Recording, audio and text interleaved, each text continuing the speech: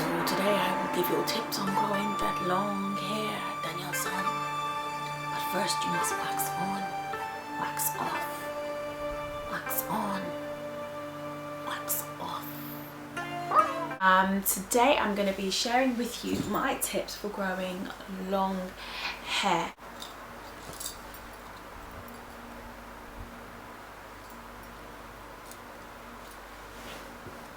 Now, my hair length, for those of you who have followed my journey, I've got a hair journey video and I'm going to do an updated one actually.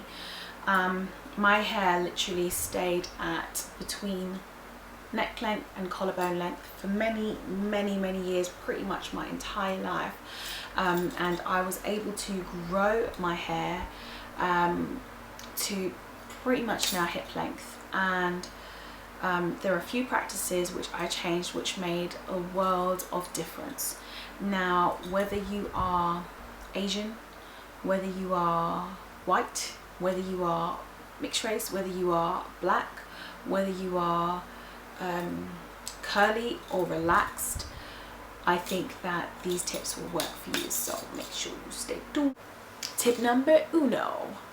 So tip number one would be make sure that you deep condition. Oh my goodness, I never ever wash my hair without deep conditioning, like ever. And that is a major difference, whereas before I would deep condition monthly or maybe every 6 weeks. Now I do not wash my hair without following up immediately with a deep condition. I do have a video on how I mix my deep conditioner. You can, if you are Caucasian, you might want to put in, or Asian, or if you have like a finer hair texture. My cat's come to investigate what's going on. You might want to put in honey and aloe vera juice, and stay away from oils if your hair is quite fine and gets weighed down easily. But with afro textured hair and curly textures of hair, you might want to put in an oil, and depending on how tightly coiled your hair is, you might want to put in more oil, because the more tightly coiled your hair is, the more oil you can actually tolerate. Okay, so you might want to start with maybe half a teaspoon if your hair is fine and it's got quite a wavy loose curl, and kind of work your way up. So always deep condition. You can just use a conditioner, that's fine, but I do tend to want to mix in oils, and I have a video on how I do that. Tip number two. Make sure that you seal in your moisture. So once you have deep conditioned, you know, again, if you're Caucasian, you might want to go for, or Asian, you might want to go for just aloe vera, just to seal in and lock in that moisture. And if you've got more kinky hair textures, you probably want to go in with a leave-in conditioner and then seal with an oil or a butter. When I first started my hair journey, I would literally moisturize my hair with a leave-in conditioner and seal twice a day with a coconut oil. As I kind of got to know what my hair is like, I realized that actually I don't need to be doing it like twice a day, that once a day or once every other day with the oils is sufficient.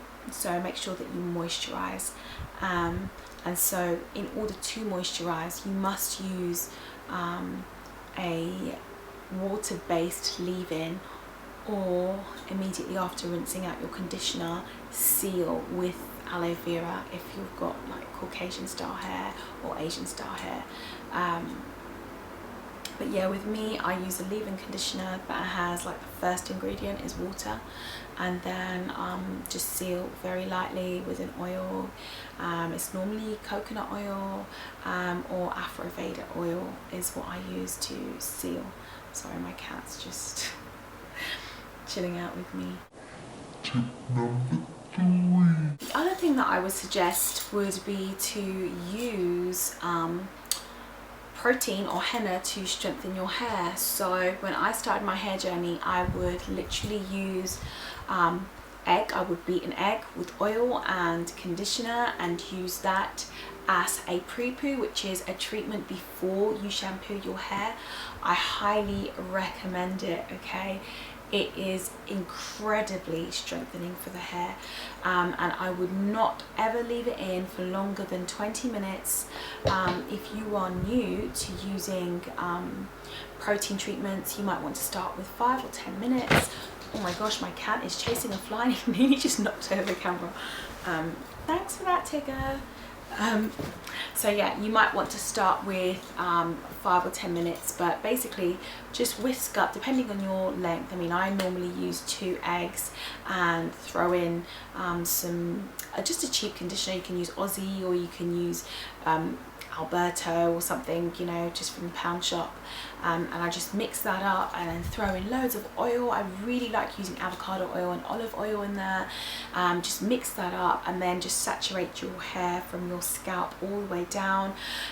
Just pin it up and then put it into a plastic cap and allow it to sit for, again, like I say, for a maximum of 20 minutes, and then I'll just jump in the shower, wash it all out, and then put in a moisturizing deep conditioner.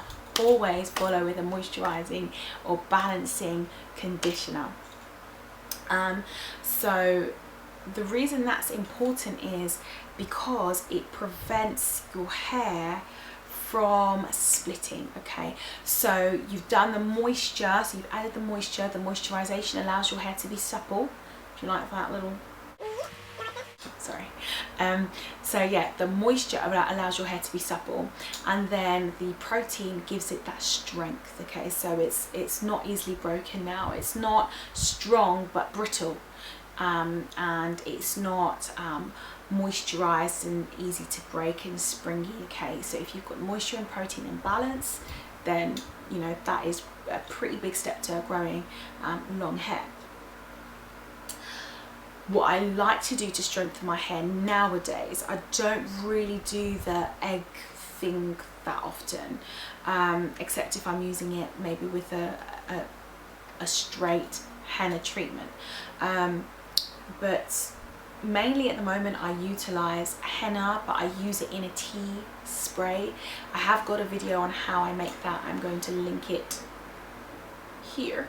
And so yeah, I use a henna tea to strengthen my hair, and that works amazingly. I put that in 3 times a week after I've done a moisturizing deep conditioner, and in the mornings before I put in my leave-in, I'll just spritz throughout my hair, and then I'll put in my leave-in conditioner and seal with oil. So I'm strengthening, moisturizing and sealing all in one go. A few people have asked to see how I use the henna tea, so I might actually do a video on like my curly morning routine, so you guys can see, because I did have quite a few questions on how to use it and to use it properly. So yeah, henna, oh my goodness, I've got a video on how amazing it is.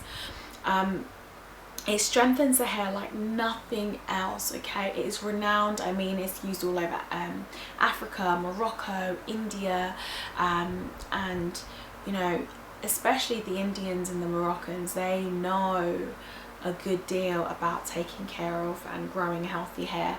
Am I wrong, guys? Am I wrong? No, I'm not.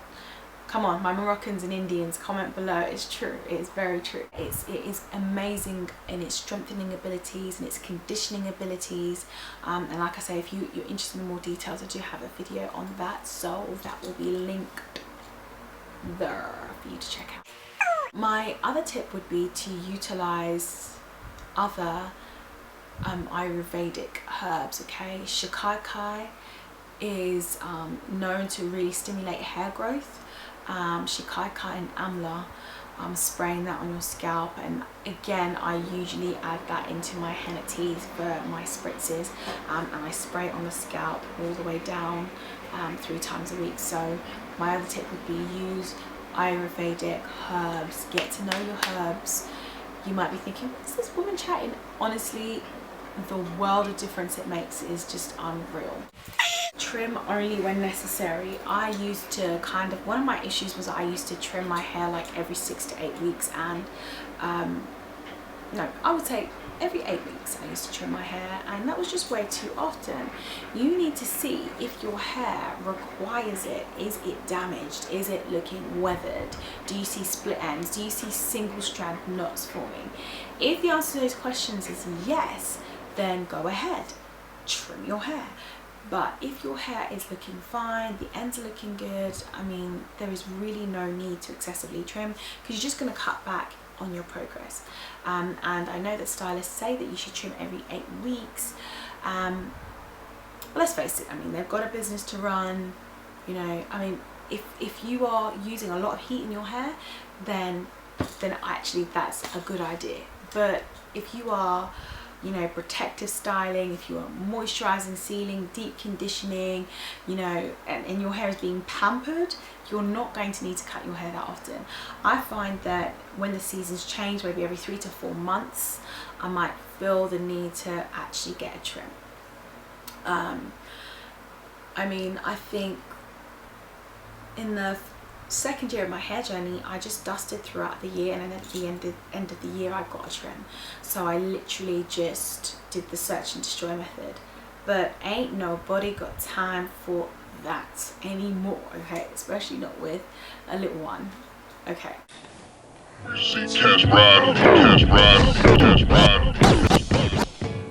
Protective style. Now, you know,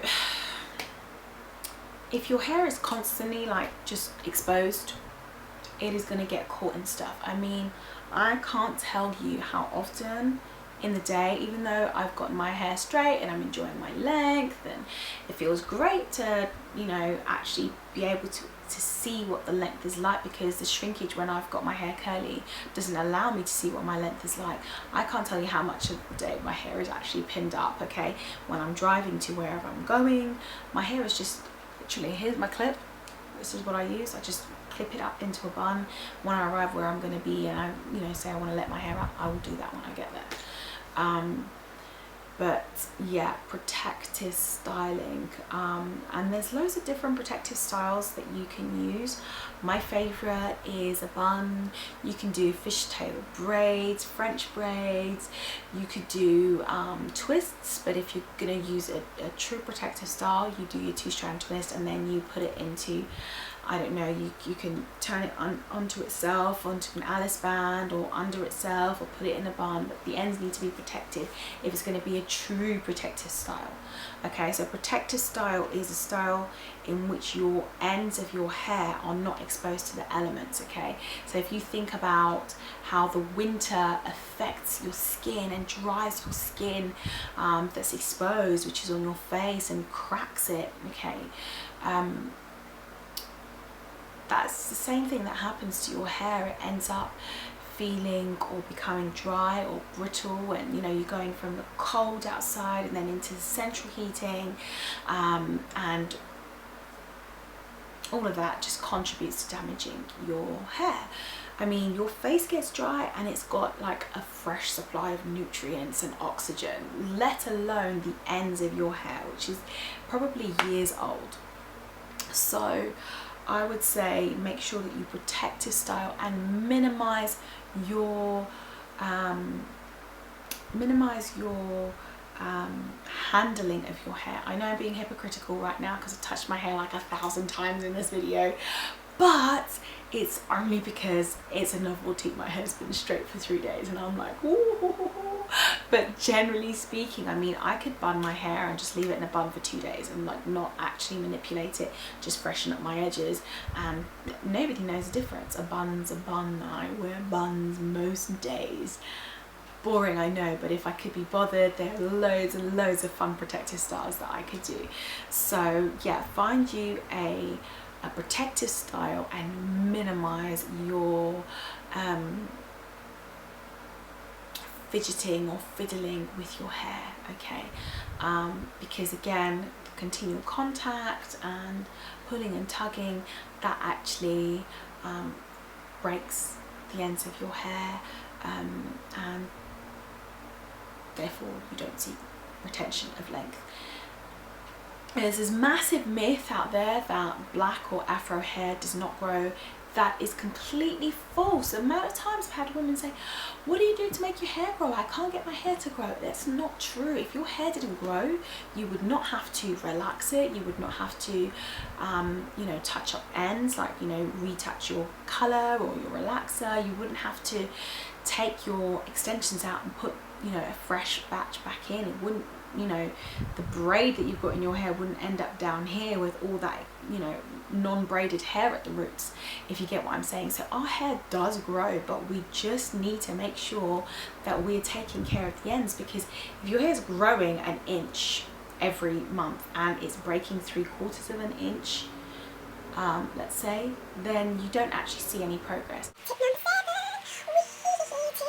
Make sure that you finger detangle. Now the reason for that is, if I was, say I was detangling this portion of hair here and I came across a knot, I could negotiate that knot and kind of try and unravel it, and that's what I do.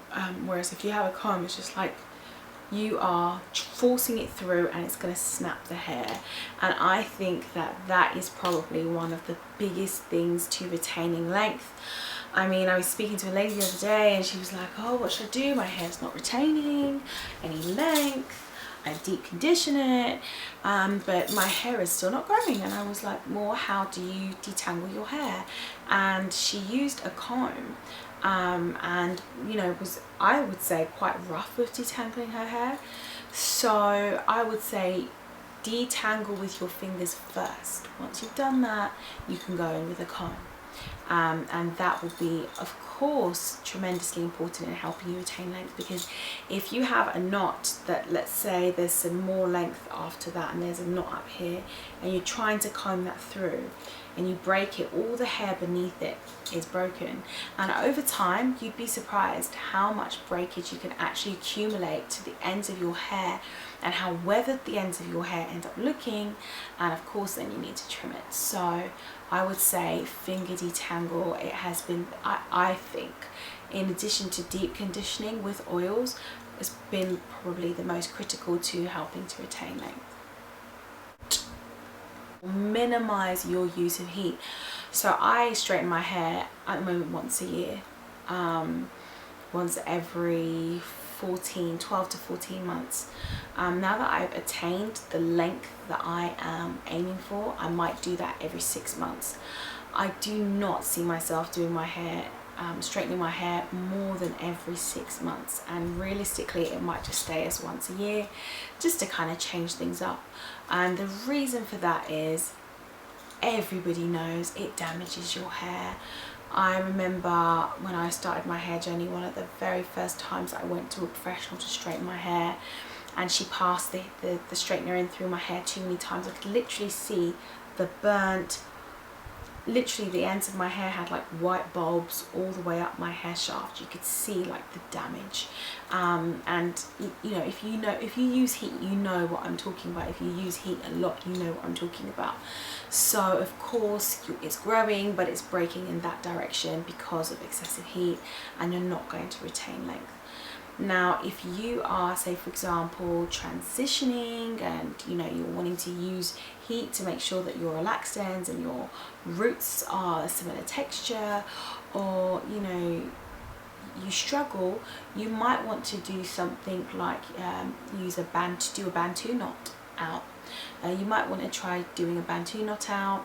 You might want to try doing twist outs, braid outs,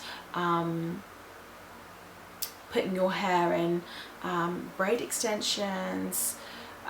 All that sort of stuff can really help to disguise a difference in transitioning hair, and also I just think it gives such fun hair. You don't really need to straighten your hair. So you know, for example, you could use a Flexirod. Flexirods make your hair look like they have been curled after a blow dry, but you haven't actually had to add any heat. The bigger the Flexirod, the bigger the curls, and it's amazing. And then you can stretch that out as well. So I mean, literally Flexirod your hair and you know stretch. So once you Flexirod your hair out, you could stretch it in a bun right?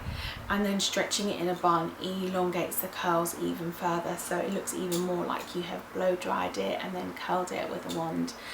So there's lots of ways around actually using heat, and I think one of the cutest ways is literally rocking a twist out or a braid out. I think they're really, really cute. So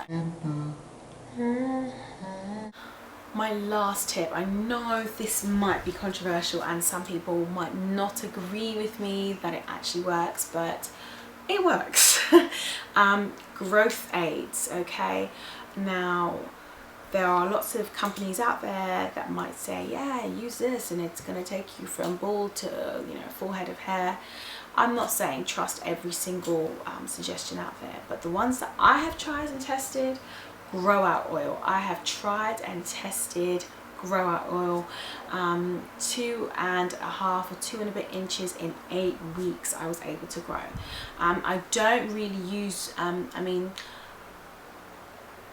Grow Out oil really for me was not something that I could sustain because of the taxes, and also because they changed the form of delivery, and the delivery was like, went up to like $35 internationally because some people were claiming they hadn't received the package, and they had to do like track delivery and stuff. So the tax and the delivery just made it like not a sustainable thing for me to use. But I know that there are some sellers on Amazon. It is a bit of a bump, but it's still less than you would pay if you were buying it directly from the Long Hair Don't Care. So that's one thing. In fact, what I might do is find a link to a seller on Amazon and put it down below so that you can find it easily. So Grow Out oil worked for me. Also MSM, I mean, you don't necessarily have to actually buy Grow Out oil necessarily. MSM with a glass of orange juice in increasing amounts, from starting from 1/8 of a teaspoon, making sure you stay very well hydrated in the day, making sure you read up on any side effects, make sure that you are comfortable and happy taking it. It will stimulate hair growth. I mean, it worked for me. My cousin's tried it. It's really worked for her big time. So yeah, MSM is another one. Hairlista often has castor oil hair growth challenges. So many women, my cousin included, myself included, at the beginning of my hair journey, I used to use castor oil to stimulate hair growth. Yeah. Literally putting a small amount in your fingers and massaging it into your scalp and doing that a couple of times a week, literally many women have found that that's helped. Of course, everybody's body biochemistry is different. I'm not going to say to you, yes, Grow Out oil will 100% work for you, or MSM will 100% work for you, but I'm just sharing what's worked for me and worked really well for me. Some women say biotin helps their hair to grow. I can't say that has been my experience. I tried using biotin a couple of times, and I think within 3 or 4 days it broke me out quite badly, so I couldn't continue using it. So some people do say biotin though. So peppermint oil, that's definitely, I mean, if you have any oil that you apply to your scalp, put peppermint oil in there, and rosemary, and MSM. Hello growth. Like I say, the growth stimulant that worked the best for me was Grow Out oil, and then followed by MSM. In tangent and combination with each other, it was fire. I mean, it was like literally Grow Out oil on crack. I have a video of that. My hair grew immensely. Now, when you're buying your MSM, you do not want to buy MSM in a capsule form, which has got bulking agents. The best thing for you to do is to buy a powder. I'm going to link below so that you can find MSM powder without the bulking agent. So basically, in essence, what you will be doing is taking care of your ends and making sure whatever grows stays with you.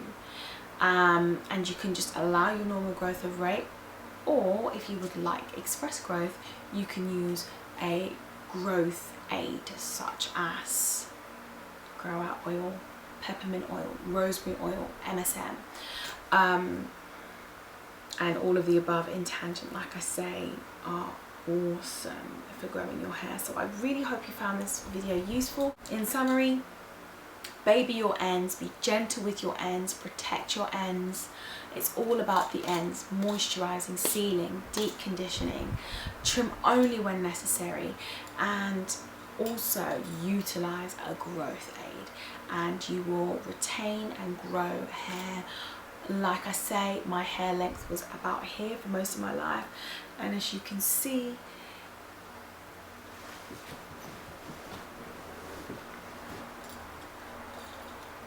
you know, it's way beyond that now, like from here all the way down to here, which is around my belly button, and that's all I did. If I can grow my hair, trust me, you can too, because I was stuck for absolutely years. Oh, just be patient and you'll get there. I guess that would be my last tip for growing long hair.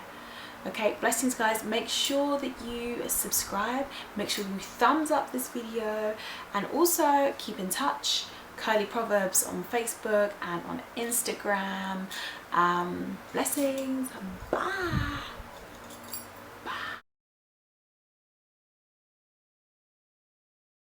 I've